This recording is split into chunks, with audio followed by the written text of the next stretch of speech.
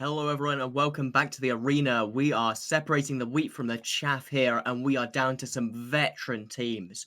Brett Thomas, why don't you take us to, this blast from the past that Tuskers have brought today? So, the Tuskers have bought a flagship ball, three Artie Sleipnirs, Navy Osprey, double scalpel, double flycatcher, Skybreaker. So they have gone what we call a fly killer comp with Artie. They are going to line up and go boom, headshot, and break all of those smaller ships. The Vexes, the Oneros, the Svipple, and the Crucifier and Malediction. What have Darkside brought? They've brought a really interesting drone control setup, a little bit abnormal based on what we've seen previously, not eschewing the double or triple EOS for Armageddon EOS, trying to use those long-range nukes to hopefully pick something off here and make an impact, and they're going to need to. Look at that attack bar from Tuskers. It is thick, and they're taking out that Osprey Navy issue pretty quickly. Some DPS going down on it right away, but I don't know if this is going to be enough. We just got to wait to see what Tuskers hit here. They're just kiting off, getting positioning right now. What are they? Yeah, I can't.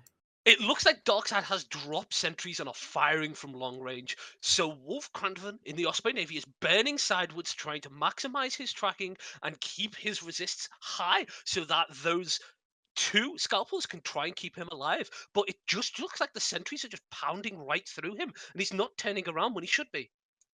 Oh, look at all of those TDs coming out from DarkSide, though. They are turning off these Sleipnirs, stopping them from getting on top of these, getting the DPS onto all of these ships. Look, that Crucifier, it's putting in work. Yeah, we have got Sleipnirs burning close to get underneath all of these sentry drones, because you know the sentry drones are long range. The Sleipnirs know if they burn in close and load close range ammo, they can apply damage where the dark side team can't. The Flycatcher going down here, though, for Tuskers. It's not going to be a trade, though. It just looks like the Flycatchers are keeping all of that tackle from DarkSide busy whilst they put DPS onto this Neros. And you can see there's now a scram on him. I can't quite tell who's landed it, but they are now getting all their DPS on top of it. Oh my lord, it was the Barguest of Mirachieve. Their flagship Barguest was able to just come out of nowhere from nearly 40, 50 kilometers away. That is the power of this flagship Barguest. It has such pick potential, and they're using it to its fullest extent here. They're going to take out the Aneros for their troubles. This is Yeah, turning they the match right back in their favor.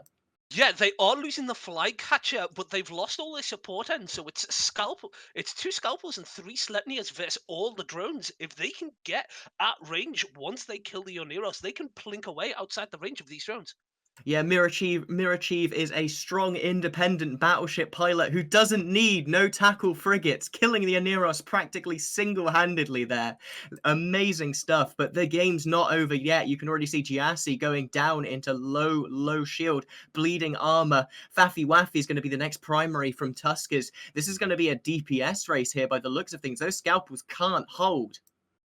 Yeah, they've got the rapid heavies and the arties hitting into the EOS.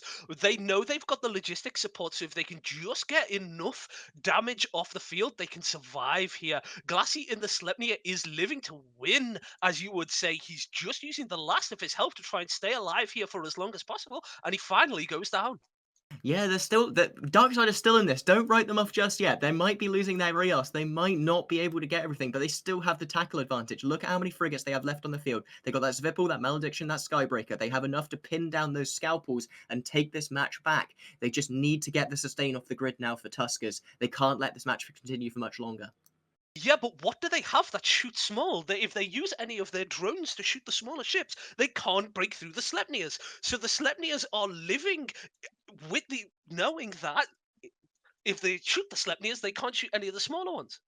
No, and obviously those TDs are so brutal still, though. It's preventing so much DPS from coming out from this Tuskers side. They've basically got to rely almost entirely on the Barguest, and the Barguest is missile guidance disrupted. They've got to thread the needle here, Tuskers. Yeah, they're doing really well here at staying alive. You're seeing the Sleipnir just right in the middle of everybody taking a huge amount of damage and still not going down. Yeah, those scalpels, though, they are tackled now. They've been neutered for a long time. It might be in, sort of the fall-off range of it, but it is going to take its toll. We're going to start to see the ABs turn off. Yep, there we go. You just saw the web land on the scalpel. What was that death? Yeah, It looked like the Sleipnir finally went down. It didn't have enough capacitor left to keep boosting everything right on top of it. Of all the drones finally managed to break it. I'm now seeing a horde of drones fly towards Cilia in the Wow, wow, she's Cilia gone. gone in an instant. The Newt turned off their AB. There was no mitigation at all from that. That's brutal stuff. This could turn the match back. Mirachieve might not be long for this world. Terry going down. It's going to be a real tank test on this Barguest anytime soon now. And by God, like you do not want to put your Barguest in a 1v1 versus an Armageddon with a couple of Ishtars backing him up. Yeah, it looks like what you're seeing the huge amount of damage here is every time that Vargas gets on reload, it's dumping damage into the Ishtars and then moving on to something else. All down to whether this Vargas can counter scram some of the malediction and the Skybreaker that's burning for him. Because you are seeing light drones now. Our Caldari Navy Hornets are screaming forward towards that Skybreaker to try and kill it quickly enough while this Vargas rapid heavies everything else. Yeah, there we go. A bit more tackle down. So the match is still, I guess, in play, but it's gonna be it's gonna be difficult stuff for Tuskers to win this. You see, Tic Tac and Skybreaker, like you said, they're both taking DPS now. Let's just see how big that defense bar is. Right now, it looks like Darkside's attack bar is going to be slightly bigger than it. Yeah, so look at the Sleipnir of Neuron. He's just hovering at that perfect range to pound into that Svipple. I think they're hoping that once they break the Svipple, the Bargast can be free. But as I say though, the Armageddon's close enough to get grapples on it. Yeah, the grapples and the newts are going to have a real impact here. The Sleipnir, however, there's TDs are off the Sleipnir for a brief moment. There was a chance there he might have been able to snipe the Crucifier, but He's speeding up. The Bargast is free. The Armageddon can't hold it. it worked. As I say that though, the Scram goes off the Armageddon and the Armageddon goes to speed up itself. Okay, maybe it's an who knows? Maybe it's an AB Barguest. We'll find out when it dies, and it looks like that might be coming up pretty soon here. Brett Thomas, make your guesses because this Barguest, it's not long for the world. The Sleipnir MJD'd on top of the Ishtars to get extra damage onto the Ishtars. Maybe the Bargast is MJD as well. I can't see any animation coming out from it just yet. It's going to have to do it very, very quickly if it wants to at all. It's in a half arm, but sorry, half structure. Going once, going twice, gone. Yeah, you're now seeing the solo Sleipnir pound damage into the Ishtar. It knows that if it can apply damage to these Ishtars and stay away from the Armageddon, it might be able to slowly chip away at the Armageddon. But the problem is, the Armageddon's worth more points, so that has to be the ship that you kill. Yeah, it's a real tough break from Tuskers, though. They brought a fly killer setup. They brought something that had a real chance in this matchup, something that maybe could have picked off those frigates, but they just weren't able to find the opportunities. They weren't able to thread the needle, find those transversal matches, and take out DarkSide when they needed to.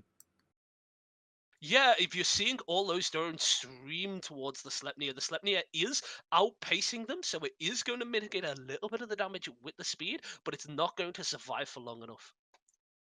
Yeah, absolutely. What do you think about this DarkSide comp as well with the Armageddon and the triple Ishtar? That's so much drone DPS and also drone control coming out from it. The newts that all of those ships had really played a part in this match. Yeah, I think a big thing that did really well with DarkSide is that Crucifier mitigated a lot of the damage. The Sleipnirs can't do well when their tracking disrupted. So the arty on the Sleipnirs just couldn't hit anything small. They couldn't pop the Skybreakers, they couldn't pop the Svipple, so everything slowly got locked down. Yeah, you can even see Damps coming out. This was a really interesting E-War based comp here from DarkSide, and one I'm sure we're going to see at least a couple more times going through these matches. And, and the Skybreaker Skybreaker finally goes. dies. Yet the other Skybreaker managed to slow it down just enough for the Sleipnir to line up perfectly. That's the power of this artillery ship, that the moment stuff lines up correctly, it can just pop stuff very quickly. Yeah, how do you think the Tuskers could have engaged this better? They kind of curled around, they tried to get in the back lines that way, and it didn't really work out. Is there any kind of alternate way that you can use Fly Killer to maybe take a more aggressive stance? But one of the things they did is leap to the back to take a pot shot at the Oneros. I would have liked to see at the very start they focus a lot of their efforts on that Crucifier, or once they got the Oneros down, instead of focusing on the EOS, focusing on the smaller stuff and just running the game out with control. because they are faster, because it is shield versus armor drones. Yeah, right now you just gotta wait though. It's gonna be a long time. There's not a huge amount of DPS left on the field. Ishtars, they might have a lot of tank, they might have a lot of speed, they might have a lot of utility, but the one thing they can't do is put out a lot of DPS. You know, you're talking about 450 to 550 DPS, depending on how they're fit, and you're probably looking at similar or less than that from the Armageddon. Yeah, what the Sleipnir is doing very well is he's MJDing every single time the drones catch up with him, so he can keep applying damage without being shot. Probably hoping for a boundary or something similar. You know, you've got to respect the attempts, haven't you? Yeah, definitely. And we're seeing the Skybreaker every single time he jump just stream after him to keep him alive. Yeah, absolutely. And there we go. That's the time on the match. So let's head back to the studio and talk this one over some more.